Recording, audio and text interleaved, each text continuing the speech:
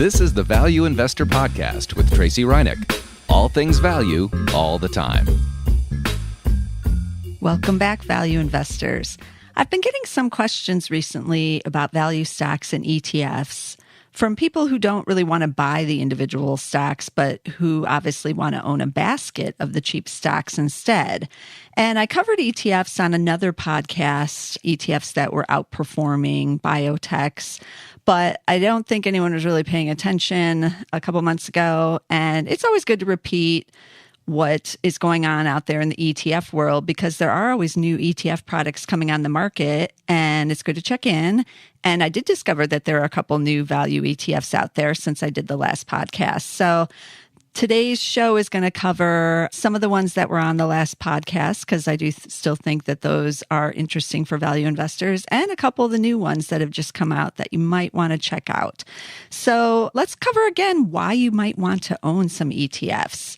So the first real reason is that they do allow you more diversification, and that diversification can lower your overall risk.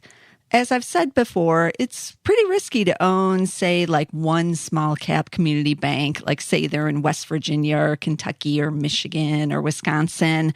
And so you're beholden to whatever's going on with the management of just that one small little bank, versus an ETF of, say, 100 or 500 small cap community banks. And maybe you're buying them by the region, and you're getting much more diversification if you're owning the whole basket of them. So then if one of them decides, hey, we're giving out some loans to some oil companies, and whoops, they went under because oil prices plunged, it's not going to hurt you as badly as owning just that one bank that made that decision.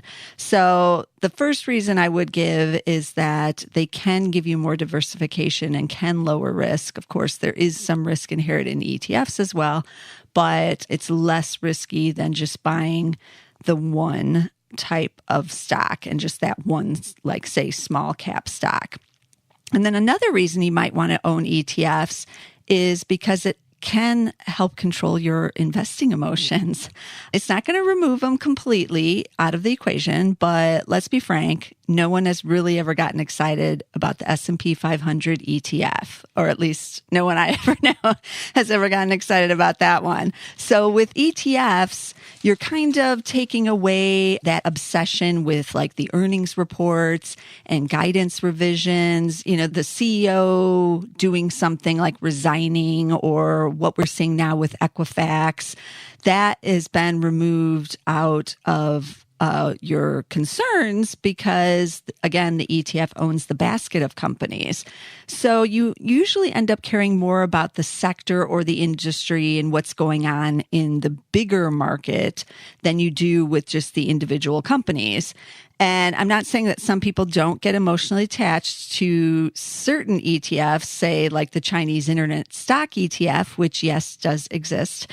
But it's not usually as extreme in the ways they are, like, say, with Alibaba and Jack Ma. Like, try going on StockTwits and saying you don't like Alibaba or it's doomed, or, you know, you think it's going down or whatever, and you may not survive the day over there if you bother to, you know, say anything negative about Alibaba. But I doubt anyone over there would really care if you said something negative about the Chinese Internet Stock ETF. So that's another reason to kind of, you know, dig around ETFs. They can also, a third reason is that they can be a good building block strategy for a portfolio, because it does give you access to a sector, an industry that you otherwise may not want to go into. So like the example with the banks, if you really think that the small community banks are the next hot thing, you can try. I'm not even sure there is a small community ETF. Actually, I'd have to look into that because I might be interested in that. But, you know, there is a way, I'm sure, to use an ETF to get access to, you know, financials. There's definitely financial ETFs out there. So that's a way to put something like that in your portfolio, like a building blocks type of strategy. And even on a bigger scale, just using the S&P 500 ETF or, the small cap, mid cap ones can also do the same thing. So I own a small cap ETF. I mentioned it in my last podcast when I talked about these, and it is a small cap value ETF because historically those have outperformed the large cap as well as small cap growth. It's basically been the best performing area, small, mids, and large, even of the growth. It kind of goes against your instincts right now because growth is really outperforming value and has been for a while now. But historically, it has been small cap value. So I own one of those, and I'm going to talk about it a little bit later in the show. So what value ETFs are out there? So let's get to that now. And I want to start off by just pointing out that finding those classic value stocks that we look for, as I've talked about on prior shows, using the old fundamentals that value investors like to use, like low PE, low price to book, and low price to sales, are somewhat hard to find. So many ETFs use only maybe one or two of those classic type of fundamentals, and then they tend to add in growth. So you have to look at that when you're trying to gauge on like which of these value ETFs you might want, because it might say value in the title of it, but when you dig down a little bit deeper, yes, you may still get some value, but you may find if you're looking for that classic type of value that some of these don't really qualify, but there are some that are trying to get that classic. And one of them is the Guggenheim funds. They have 3 ETFs on the value side that are called pure value ETFs. And they obviously have one for the smalls, the mids, and for the large caps. And the large cap ETF ticker is RPV. And all of them have expense ratios of 0.35. So it's a little bit higher than what you might normally find with some other ETFs because it's a little more actively managed. Now, the pure value comes in is that they are only looking for those basically with like the classic value fundamentals. So that's really going to limit their selection. So for this large cap fund that they only have 107 holdings in it. They try to look around for about 100 shares. So this one only has 107 in there.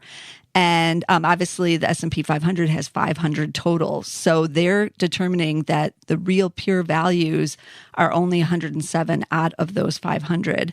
Year-to-date return on that one is just 4.7. And as you know, like when I'm recording this on the September 20th, the year-to-date return is about 12% for the S&P 500. So value is underperforming, as you can see, but you're getting a 4.7% return with that one. The small cap one is ticker RZV, and that one has 157 holdings, same expense ratio, like I said.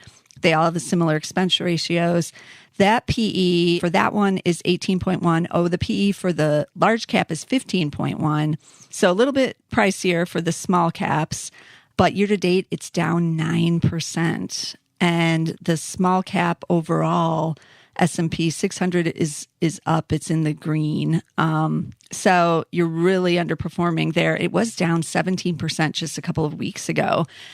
And I think that has to do with the fact that consumer cyclicals are its highest concentration there with 26%, and then finance with 13%. So the cyclicals, I'm thinking there's a lot of retail in there, and those restaurant names, and maybe some of those that aren't doing too well right now. So it's really getting hammered with just 157 holdings. So that's something to keep in mind with these pure values. They say, Guggenheim says, that these are a little riskier than what you might find with some of the other types of strategies, because they're only looking for those that are really basically probably down on their luck and pretty beaten up, because that's the classic definition of a value stock. And they're getting those ones with single-digit PEs. Also probably means something not so great is happening with the stock there, at least right now. So those are a couple of the pure plays to keep in mind. Now we can contrast that with Some of the others that have lower expense ratios, ones you might be more familiar with, like the Spider S&P 600 small cap value, that ticker is SLVY. The expense ratio with that one is just 0.15. And as of September 18th, they had 440 holdings in there. Now, remember, that's S&P 600, 440 of them are value is what they're saying.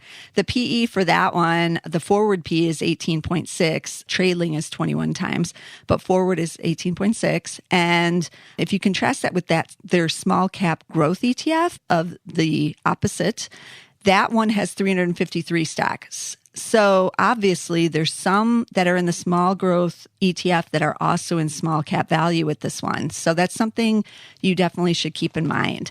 And that similar pattern continues with some of the other just general small cap values. I'm kind of emphasizing small caps because I do like those. And I know a lot of people are interested in those, but all of these fund companies have the small, mids, and large caps. So you can go and get similar based on the cap size. But the Vanguard Small Cap Value ETF is the one I own. The ticker is VBR. The expense ratio is just 0.07%, so less than 0.1. This is among the cheapest of the ETFs as far as expenses, but it has 842 stocks. 30% of those were financials as of the end of August. So clearly, they're buying a lot of the small banks. I like the small banks, so I'm okay with that. But this is another example of you better know what you own and you better dig down deep. And 842 stocks is a lot of stocks. So this one is basically going to move as the small caps move. Small caps have been struggling, so this one kind of has been too, but it's up 4.2% year to date. The PE is 16.2, which isn't too bad. That's under the S&P 500 and has an average market cap of $3.6 billion.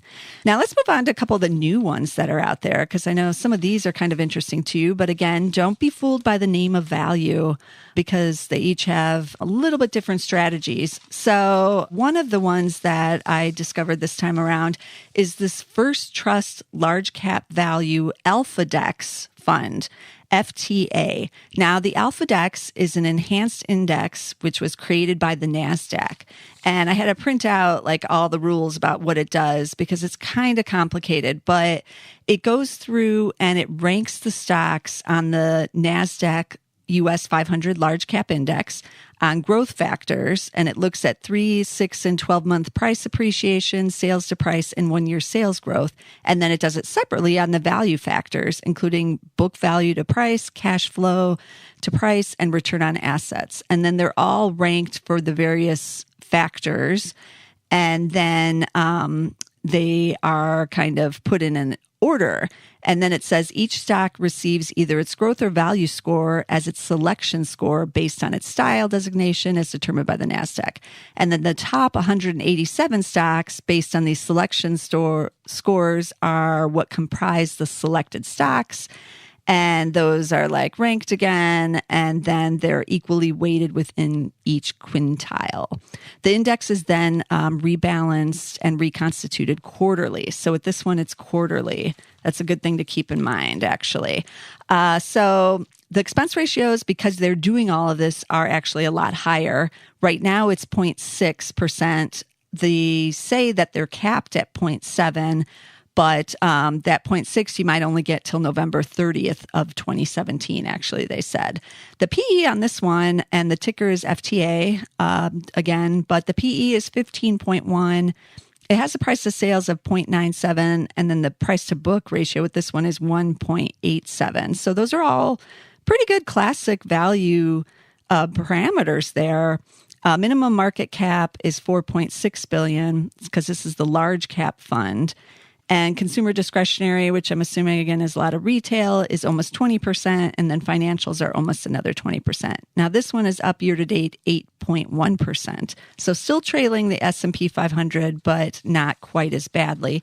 They do have a small cap one as well. That ticker is FYI. Expense ratio on that one is 0.7%. The market cap on that, the median, is $1.3 billion. So pretty small. I do like that it actually is small caps. Has 262 holdings, and its PE is 15.2, price to book at 1.4, and price to sales at just 0.58.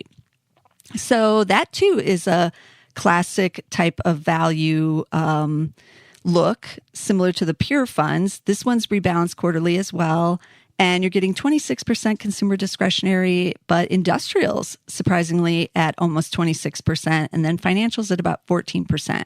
Now, year to date, this one's down 2%. And I have a feeling that there's probably some retailers in that 26% consumer discretionary, and those are getting hammered right now. So it's a little harder. Small cap retail, it's not a good place to be right now. And then one more type of one that could be intriguing to value investors are the Power Shares S&P 500 Value with Momentum. So, I like that. And I've done total podcasts before that were just value stocks with momentum, or some of the values hitting 52-week highs. So this is an interesting one you might want to take a look at. And it is based on the S&P 500 High Momentum Value Index. And this is 200 stocks with the highest value scores within that. And then they take the 100 with the highest positive momentum scores. And so this one holds 99 stocks, a little bit riskier because it's fewer stocks. It's rebalanced semi-annually, and that is in the third Friday in June. So they just did it a couple months ago, and then the third Friday in December. This one only just came to being in April of 2017. So it's a new one. Its expense ratio a little bit higher because of all the stuff they have to do at 0.3%. Now, this is where you really have to dig down. So they took value stocks with the momentum. So what do you think that's going to be right now? Or at least in June when they rebalanced it. And yeah, you might have guessed it. It was financials, almost 50%, 49.3% are financials, because those banks are cheap, and then they started moving higher again. And then you have industrials at 11%. And then interestingly, energy, because there's absolutely no momentum, or it's momentum to the downside, at least it was as of June. That's just 1.3% of this. So you might think, oh, energy's cheap right now. But for a fund like this, with no positive momentum, you're really not going to be in it. So that's also something to keep in mind with this fund, is that you are getting kind of the trendy stocks, but then you're stuck in them for 6 months because they're only rebalancing semi-annually. So if that trend changes, might not be that great for you. But this one year to date up 4.5%. And the ticker on that one is SPVM. There's also an enhanced value portfolio that PowerShares puts out. And that one is those with the highest value scores.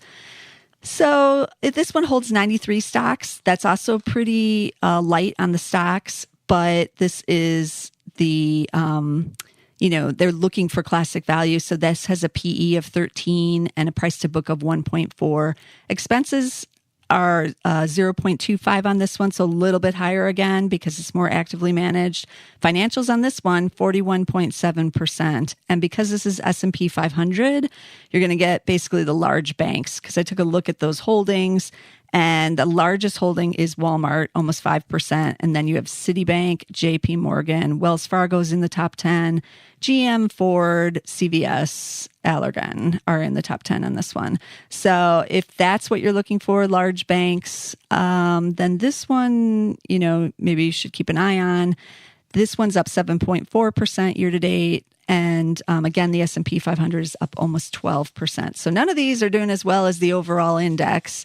And the small caps are doing even worse. But for us value investors, this is a buying opportunity because it is so out of favor. And if you like buying those kind of bottom down on their luck stocks, but you don't want to take a chance on just like one or two here or there, then some of these value funds are maybe something to look into and the way to go for a lot of investors. Like I said, I own the Vanguard one, but now that I've reviewed all of these again, I'm kind of eyeing like one or two of them again for my own portfolio, because I do think they're a good way to play the comeback in value, which will happen. Mark my words, of course, it will happen eventually.